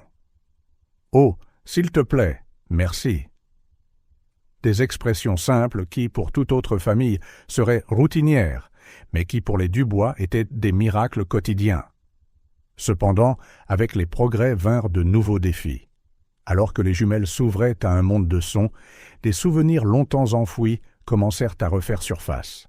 Les cauchemars devinrent fréquents, les filles se réveillant en hurlant, un son qui était à la fois terrifiant et miraculeux pour Thierry. C'est au cours d'une de ces nuits difficiles que la vérité sur le passé des jumelles commença à émerger. Thierry réconfortait Rose après un cauchemar particulièrement intense quand elle murmura entre deux sanglots. « Méchant homme !» criait beaucoup. Le cœur de Thierry se serra. Doucement, il demanda. « Qui criait, ma chérie ?»« L'homme, » Avant toi, papa, répondit Rose, sa voix tremblante. Il nous faisait mal, il faisait des bruits effrayants. Les pièces du puzzle commencèrent à s'assembler. Thierry se souvint de la nuit pluvieuse où il avait trouvé les jumelles, seul et terrifié. Combien d'horreurs avait-elle subies avant cela? Lors des séances suivantes avec le docteur Dupont, plus de détails émergèrent. Les jumelles avaient été maltraitées, exposées à des cris et à des violences constants. Leur silence n'avait pas seulement été une défense contre les sons horribles qu'elles subissaient, mais aussi un moyen de devenir invisibles, d'éviter d'attirer l'attention de leur agresseur. Apprendre ces vérités dévasta Thierry. D'innombrables nuits, il resta éveillé, tourmenté par des visions de ce que ses filles avaient enduré. Pourtant, avec la douleur vint une détermination féroce à les aider à guérir, à les protéger et à les aimer inconditionnellement. Leur chemin vers la guérison prit une nouvelle urgence. Thierry travailla sans relâche avec le docteur Dupont et une équipe de spécialistes pour créer un environnement de guérison pour Rose et Iris. L'orthophonie, combinée à la thérapie par le jeu et à l'art-thérapie, donna aux filles des moyens sûrs de traiter leurs expériences. Pendant ce temps, Thierry gérait également la réaction d'Isabelle à ces révélations. Lors de visites soigneusement surveillées à l'établissement psychiatrique, il partagea progressivement les découvertes sur les jumelles. La réponse d'Isabelle fut un mélange complexe de choc, de culpabilité et, étonnamment, de soulagement. Je savais. D'une certaine manière, je savais qu'il y avait plus, dit Isabelle, lors d'une de ses visites, les larmes coulant sur ses joues. Je voulais tellement les aider, mais j'ai tout fait de travers. Thierry serra la main de sa femme, ressentant une combinaison d'amour et de pardon. Nous avons tous fait des erreurs, Isabelle. Ce qui compte, c'est que nous savons maintenant comment vraiment les aider. Au fil des semaines qui se transformèrent en mois, la Biette tue des roses se remplit à nouveau de sons, des rires hésitants, des mots chuchotés, même de douces chansons fredonnées d'une voix timide et mal assurée. Chaque nouveau son était une victoire, chaque mot prononcé un pas de plus vers la guérison. Un soir, alors que Thierry bordait les filles, Iris tira sur sa manche. « Papa, dit-elle, sa voix encore un peu rauque par manque d'usage, raconte une histoire. » Thierry sentit son cœur déborder d'amour et de gratitude. « Bien sûr, ma chérie, » répondit-il, la voix épaisse d'émotion. « Quelle histoire aimerais-tu entendre ?»« La nôtre, » intervint Rose en se blottissant plus près. « Raconte-nous comment tu nous as trouvés. » Alors que Thierry commençait à raconter cette nuit pluvieuse qui avait changé leur vie pour toujours, il réalisa qu'ils écrivaient ensemble un nouveau chapitre, un chapitre de guérison, de résilience et d'amour inconditionnel. Le silence était maintenant brisé, et bien que le chemin à parcourir soit encore long et parfois difficile, Thierry savait qu'ensemble, lui, Isabelle, Rose et Iris, ils trouveraient leur voie et leur force. La famille Dubois apprenait enfin à parler le langage de l'amour, de la guérison et de l'espoir. L'automne arriva à Paris avec des teintes dorées et rouges, reflétant les changements profonds qui s'opéraient à l'intérieur de la biétue des roses. Des feuilles dérivaient paresseusement vers le sol dans le jardin où Rose et Iris jouaient sous le regard attentif de Thierry. Leur rire, autrefois si rare, remplissait maintenant de plus en plus souvent l'air. « Papa, regarde !» cria Rose, sa voix encore légèrement hésitante, mais pleine d'excitation. Elle avait construit une petite tour de feuilles colorées. Thierry sourit, émerveillé par les progrès de sa fille. Il y a quelques mois à peine, un cri de joie comme celui-ci aurait été impensable. « C'est magnifique, ma chérie !» répondit-il, pleinement conscient de la préciosité de chaque interaction verbale. Les séances de thérapie avec le docteur Dupont étaient devenues le point central de la famille, ayant lieu 3 fois par semaine. Les jumelles s'immergeaient dans un monde de jeux thérapeutiques, d'exercices d'orthophonie et d'activités conçues pour les aider à traiter leur traumatisme passé. Thierry observait avec un mélange de fierté et de chagrin d'amour Rose et Iris, à travers des jeux et des dessins, révéler des aperçus de leurs expériences antérieures. Des poupées représentant des méchants étaient bannies au coin, tandis que des figures paternelles étaient dépeintes comme des sauveurs héroïques. « Il est normal qu'elle projette beaucoup sur vous en ce moment », expliqua le docteur Dupont lors d'une des séances de conseil parental de Thierry. « Vous représentez la sécurité et l'amour inconditionnel. Mais faites attention à ne pas vous mettre trop de pression pour être parfait. » Thierry hocha la tête, sentant le poids de la responsabilité. « Parfois j'ai peur de faire quelque chose de mal et de les traumatiser encore plus, » admit-il. Le docteur Dupont sourit doucement. « Thierry, le fait que vous vous inquiétiez autant montre déjà que vous êtes sur la bonne voie. La clé est la constance, l'amour et la patience. Et n'oubliez pas de prendre soin de vous aussi. » Suivant les conseils de la thérapeute, Thierry commença à consacrer du temps à son propre bien-être. De longues promenades dans le parc, des séances de méditation et même quelques séances de thérapie pour adultes pour traiter ses propres peurs et sentiments. À la maison, la routine s'adapta aux besoins changeants des jumelles. Les soirées, autrefois silencieuses, étaient maintenant remplies d'histoires pour s'endormir, de berceuses fredonnées doucement et de conversations chuchotées. Thierry apprit à reconnaître les signes d'anxiété des filles, répondant avec calme et réconfort. « C'est normal d'avoir peur, » disait-il doucement quand un cauchemar surprenait l'une d'elles. « Mais souviens-toi, tu es en sécurité maintenant. Papa est là. » Progressivement, les crises de panique nocturne devinrent moins fréquentes. Rose et Iris commencèrent à mieux dormir, leurs rêves de plus en plus libérés des ombres du passé. Les progrès ne se limitèrent pas aux jumelles. À plusieurs kilomètres de là, à l'hôpital psychiatrique où séjournait Isabelle, un autre voyage de guérison était en cours. Thierry rendait visite régulièrement, observant avec soulagement et espoir les changements qui prenaient forme chez sa femme.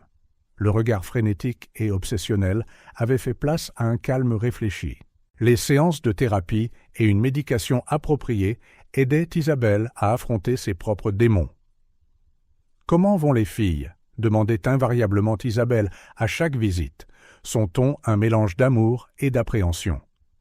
Thierry, guidé par l'équipe médicale, partageait soigneusement les progrès de Rose et Iris. « Elle parle de plus en plus chaque jour », mentionna-t-il une fois.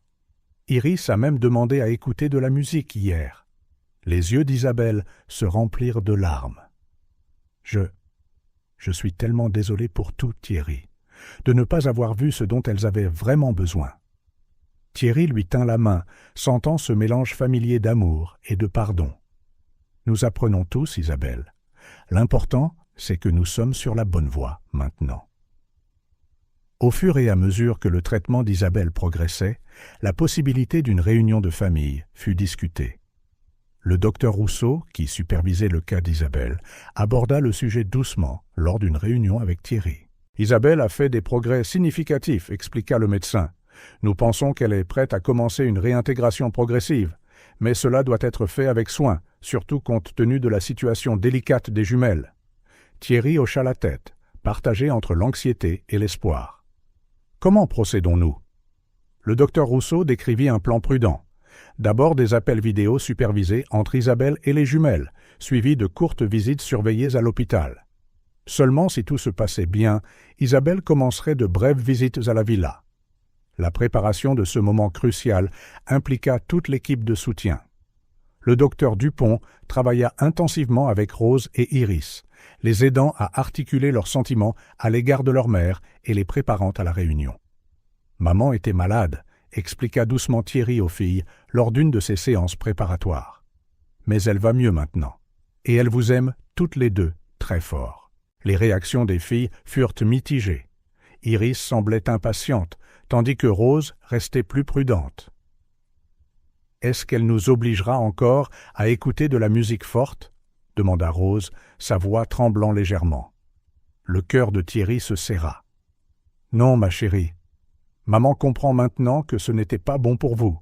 Elle veut juste de l'amour et des câlins, si vous êtes prête pour ça. » Le premier appel vidéo fut tendu et émouvant.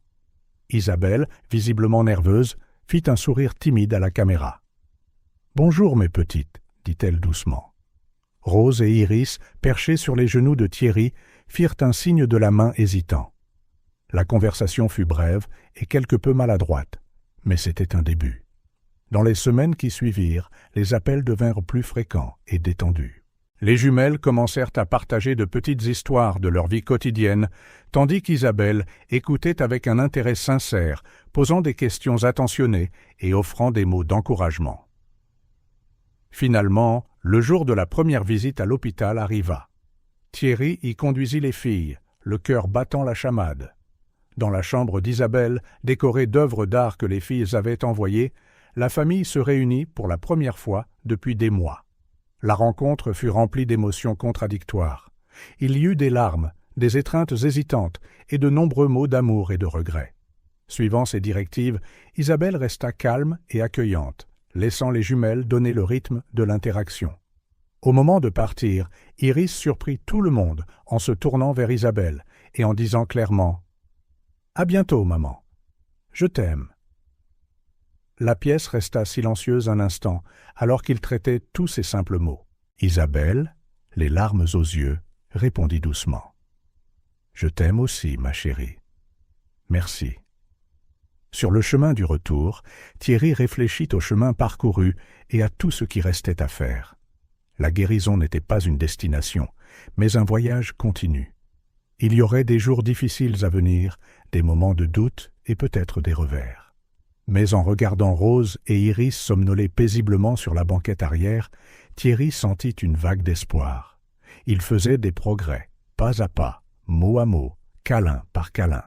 Et ensemble, en famille, ils continueraient à avancer sur le chemin de la guérison, de l'amour et de la compréhension.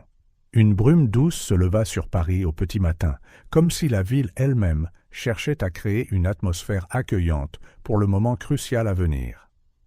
À la Biètu des Roses, Thierry se leva avant l'alarme, l'estomac noué par l'anxiété et l'espoir. Aujourd'hui, ce serait la première fois qu'Isabelle rentrerait à la maison depuis l'incident, pour une visite supervisée avec les jumelles.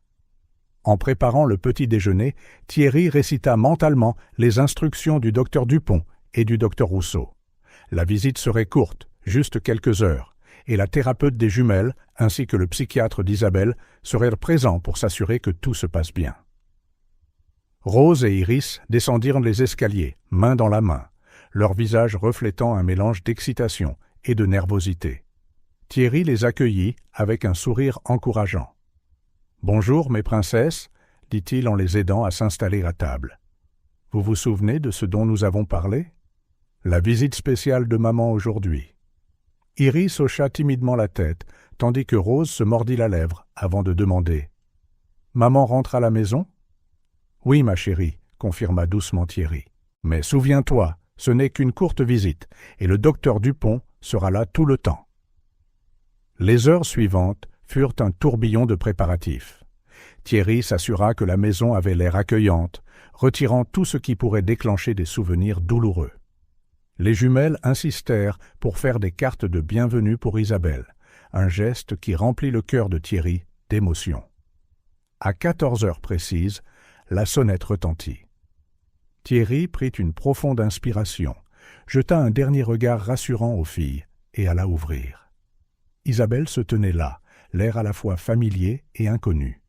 Son visage, autrefois si tendu par l'obsession et l'anxiété, montrait maintenant une sérénité prudente. Pourtant, ses yeux trahissaient l'espoir et l'appréhension. « Bienvenue à la maison », dit doucement Thierry en lui tendant la main. Isabelle accepta son geste, un sourire timide flottant sur ses lèvres. « Merci, Thierry. C'est bon d'être à la maison. » Leur moment fut interrompu par l'arrivée du docteur Dupont, qui était déjà à l'intérieur avec les jumelles. Elle entra dans le couloir. « Prenons les choses lentement », leur rappela-t-elle gentiment. Une étape à la fois. Isabelle entra avec hésitation dans le salon. Rose et Iris, toujours assises sur le canapé, levèrent les yeux, leurs yeux écarquillés. Un instant, le silence remplit l'air, chargé de souvenirs et d'émotions inexprimées. Iris brisa l'impasse, se levant lentement et marchant vers Isabelle, lui tendant la carte de bienvenue qu'elle avait faite. « Bienvenue, maman, » dit-elle, sa voix presque un murmure. Isabelle s'agenouilla pour être à sa hauteur, les larmes brillant. « Merci, mon amour, réussit-elle à dire, acceptant la carte avec des mains tremblantes. Puis-je te faire un câlin? Iris hésita brièvement, puis hocha la tête. Le câlin fut bref mais sincère, et quand elles se séparèrent, toutes deux avaient les larmes aux yeux. Rose observait, son visage reflétant un tourbillon d'émotions. Thierry s'assit à côté d'elle, offrant un soutien silencieux. Lentement, Rose s'approcha également, tendant sa propre carte. « C'est très joli, Rose, » loua doucement Isabelle. « Tu as toujours été si douée pour le dessin. » Un petit sourire se dessina sur les lèvres de Rose. « Merci, » murmura-t-elle. Sur la suggestion du docteur Dupont, ils s'assirent tous, entamant une conversation soigneusement guidée. Isabelle, suivant les conseils de sa thérapeute, laissa les filles mener l'interaction, répondant à leurs questions avec honnêteté et sensibilité. « Es-tu toujours malade, maman ?» demanda Iris à un moment donné. Isabelle échangea un rapide regard avec le docteur Rousseau avant de répondre « J'étais malade, oui, ma chérie, mais je vais mieux chaque jour, et j'apprends à être une meilleure maman pour vous. » Rose, qui était restée majoritairement silencieuse, prit enfin la parole. « Tu ne nous obligeras plus à faire des choses que nous ne voulons pas ?»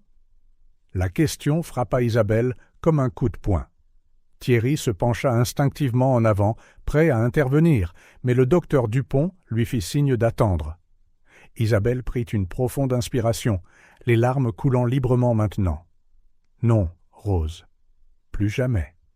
Je suis tellement désolée pour tout ce que j'ai fait. Je pensais que j'aidais, mais j'avais tort. Tellement tort. Vous deux êtes parfaites comme vous êtes, et je vous aime inconditionnellement. » Le silence qui suivit fut lourd, chargé d'émotion.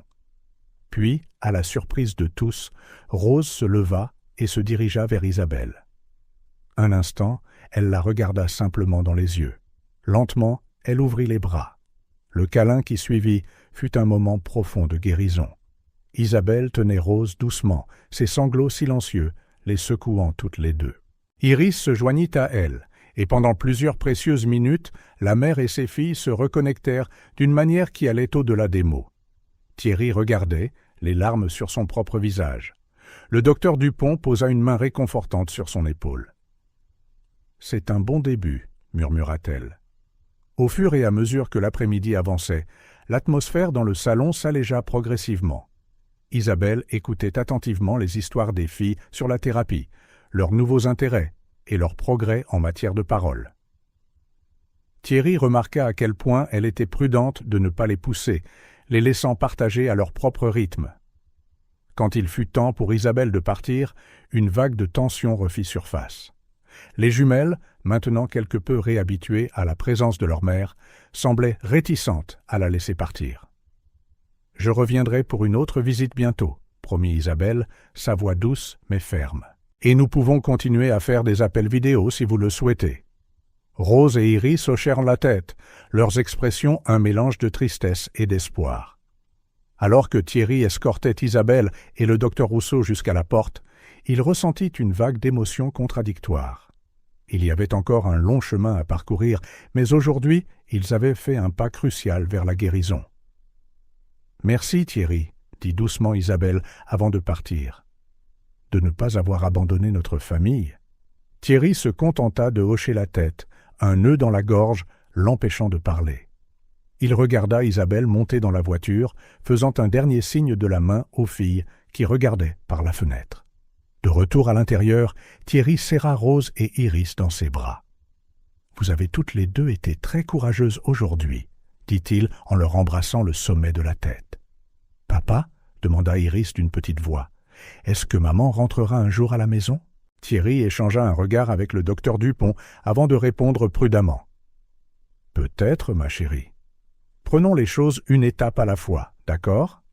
Ce qui est important, c'est que nous travaillons tous ensemble pour nous sentir mieux et être heureux. » Cette nuit-là, en bordant les filles, Thierry réfléchit à la journée intense. Le chemin de la réconciliation et du pardon serait long et parfois douloureux. Il y aurait des jours difficiles à venir, des moments de doute et peut-être même des revers.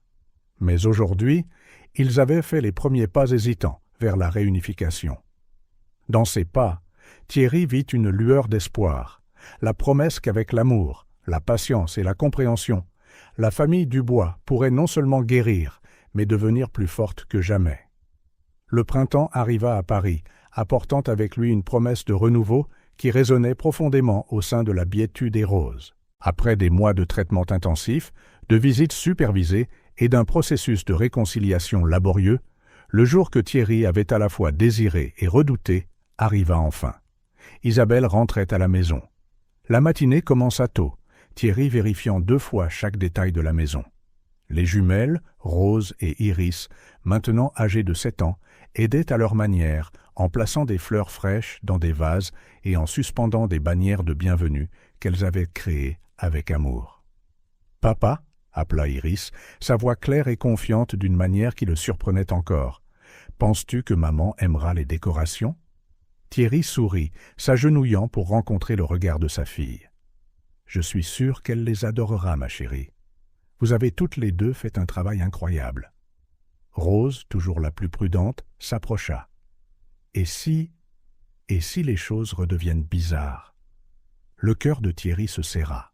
Même après tous leurs progrès, la peur rôdait encore. « Vous souvenez-vous de ce que le docteur Dupont nous a appris ? Nous prendrons les choses un jour à la fois, ensemble. Et si quelque chose nous inquiète, nous en parlerons, d'accord ?» Les filles hochèrent la tête, échangeant des regards qui en disaient long sur leur lien partagé et leur soutien mutuel. À 11 heures précises, le bruit d'une voiture s'arrêtant dans l'allée fit figer tout le monde momentanément. Thierry expira, jeta un dernier sourire rassurant aux jumelles et alla ouvrir la porte. Isabelle était là, debout sur le seuil, avec une petite valise à ses côtés. Elle avait l'air à la fois familière et différente, son visage autrefois hanté par l'obsession, tenant maintenant une sérénité prudente. Cependant, ses yeux brillaient d'un mélange d'espoir et d'appréhension. « Bienvenue à la maison », dit doucement Thierry en lui tendant la main. Isabelle la prit, un sourire timide se formant. « Merci, Thierry. C'est bon d'être à la maison. » Leur moment fut interrompu par des pas rapides, et soudain, Rose et Iris étaient là, leurs visages reflétant un tourbillon d'émotions. « Maman !» s'exclama Iris, la première à se précipiter pour un câlin. Isabelle s'agenouilla prudemment, l'embrassant, comme si elle craignait que sa fille ne se brise. « Bonjour, mon amour !» murmura-t-elle, les larmes brillant dans ses yeux. Rose hésita un instant de plus, mais se joignit ensuite au câlin. « Tu nous as manqué ?» dit-elle doucement. « Vous m'avez tellement manqué toutes les deux, » répondit Isabelle, la voix tremblant d'émotion. « Plus que je ne pourrais jamais l'exprimer. » Les premiers jours furent un exercice d'ajustement pour tout le monde. Isabelle se déplaçait dans la maison avec révérence, comme si elle réapprenait sa place. Thierry observait attentivement, prêt à offrir de l'aide ou à intervenir si nécessaire. Les jumelles alternaient entre la joie d'avoir leur mère de retour et des moments d'incertitude, des vestiges du traumatisme passé qui avaient encore besoin de temps pour guérir. Un soir, pendant le dîner, Iris renversa accidentellement un verre d'eau. Un instant, la terreur traversa son visage, un souvenir du temps où une petite erreur pouvait déclencher une explosion. Sentant la peur de sa fille, Isabelle la rassura rapidement. « Ce n'est rien, ma chérie, » dit-elle doucement. « Les accidents arrivent. Nettoyons ça ensemble, d'accord ?» Le soulagement d'Iris était évident, et Thierry ressentit une vague de fierté devant la façon dont Isabelle avait géré la situation. Au fil des jours qui devinrent des semaines, une nouvelle routine émergea. Les séances de thérapie familiale, incluant maintenant Isabelle, servaient de point central, un espace sûr où chacun exprimait ses sentiments et travaillait ensemble pour guérir les vieilles blessures. Au cours d'une de ces séances, Rose, généralement la plus réservée des jumelles, rassembla enfin le courage d'exprimer ses peurs les plus profondes. Parfois, commença-t-elle, la voix légèrement tremblante, « J'ai peur que tout redevienne comme avant, que maman se fâche à nouveau et essaie de nous faire changer. » Isabelle sentit ces mots comme un poignard dans le cœur, mais grâce à son traitement approfondi, elle réussit à répondre avec calme et empathie. « Rose, mon amour, » dit-elle en choisissant ses mots avec soin. « Je comprends ta peur. Ce que j'ai fait était très mal, et je suis tellement désolée de t'avoir fait peur, à toi et à ta sœur. mais j'ai besoin que tu saches que je travaille dur chaque jour pour être une meilleure maman. Vous deux êtes parfaites comme vous êtes, et mon travail est de vous aimer et de vous protéger, pas de vous changer. » Des larmes coulèrent librement sur les joues de Rose, et bientôt toute la famille fut dans une étreinte émotionnelle, les mots remplacés par un profond moment de connexion et de guérison. L'été approchant avec des jours plus longs et plus chauds, les Dubois commencèrent à planifier une occasion spéciale, l'anniversaire des jumelles. Ce serait la première grande célébration depuis le retour d'Isabelle, et tout le monde était déterminé à la rendre mémorable pour toutes les bonnes raisons. Le jour de la fête, le jardin de la villa se transforma en un paradis pour enfants. Des ballons colorés, une table chargée de friandises et un gâteau élaboré décoré de notes de musique. Un clin d'œil à l'amour des filles pour la musique, maintenant appréciée à leurs propres conditions. Les amis de l'école, les thérapeutes qui étaient devenus presque une partie de la famille, et même quelques parents soigneusement choisis, se réunirent pour célébrer non seulement l'anniversaire de Rose et Iris, mais aussi la renaissance de la famille Dubois. Le moment le plus émouvant arriva lorsque les bougies furent allumées. Thierry et Isabelle, debout côte à côte, regardaient avec le cœur plein leur fille se préparer à faire un vœu. « Attendez, » dit soudain Rose, surprenant tout le monde. « Puis-je dire quelque chose d'abord » Tous les yeux se tournèrent vers elle alors qu'elle prenait une profonde inspiration et commençait. « Je veux remercier tout le monde. Papa, pour nous avoir toujours protégés.